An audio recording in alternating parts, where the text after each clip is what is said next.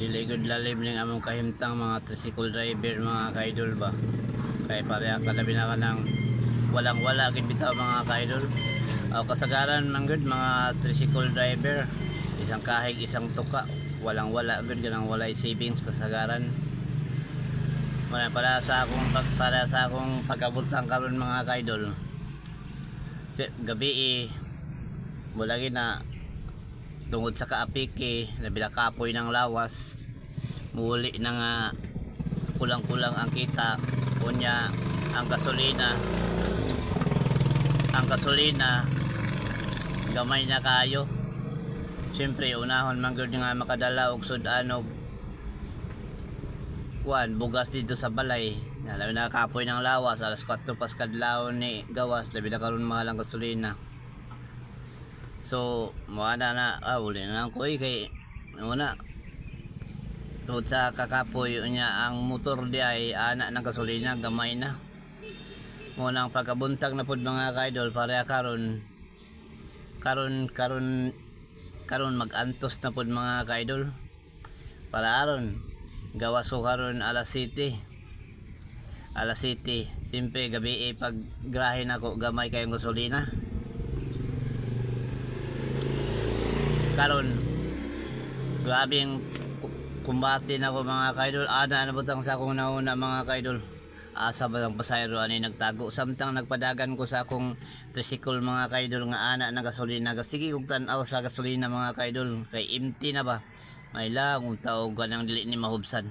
Asa ba ang pasayro ani nagtago, ana mga kaidol ba, kay wala na nya di ba ka pwede makatubil karong 20-30, kinahanglan gyud isa ka litro hapit gatos. Unang gana muna mga kaidolo, asa ba karon ang kuan pasayro nagtago kayo na dili na nimo andar karon batay wa na gasolina. So yung anak bitaw mga kaidol, unya karon ug pananglitan mga kaidol sa ingon ana nga time mga kaidol, mga nasige kag ana nga asa bang pasayro karon kay hapit ng gasolina. Timingan mga kaidol, maplatan ka, pagkahasol kayo flat or mabuak ang bearing na unsaon naman na karon, walang wala. So unsaon naman ni karon, ibilin nimo imong motor kay moadto ka sa ug asa dapit imong amo, layo pagud kaayo para musulti dito sa amo or unsay dahilan palitag bearing, gabaktas-baktas ka kay walang wala man ka, wala pa naglisod pa man kapag naglisod pa man ka gani og tubil.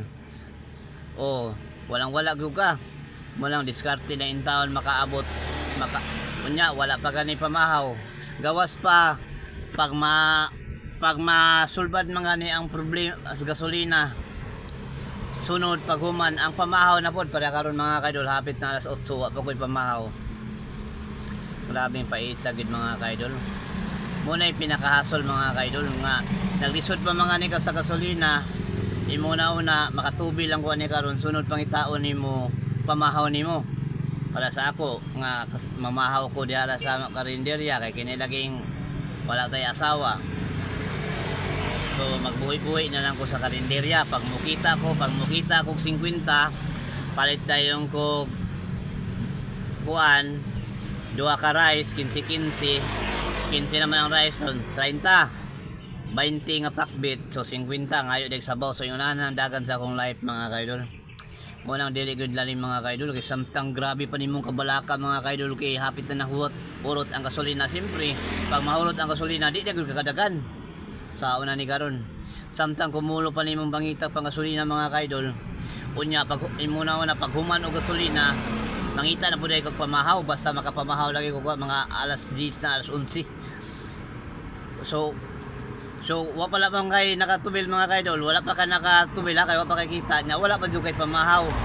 Nasa muta na nadaotan ka, nabuak ang bearing, gaayo-ayo ka or unsay nadaot kadina, gatrabaho ka sa imong motor, gakutoy andiyan, galipong-lipong na ka, wa kay tamang paminsyar, murag wa ka kabalo bag unsay imong abuhaton. Walang dili gud lalim ning among trabaho mga kaidol, pero saon mao man ni among trabaho mga kaidol, mao ra man gani among naabot mga kaidol.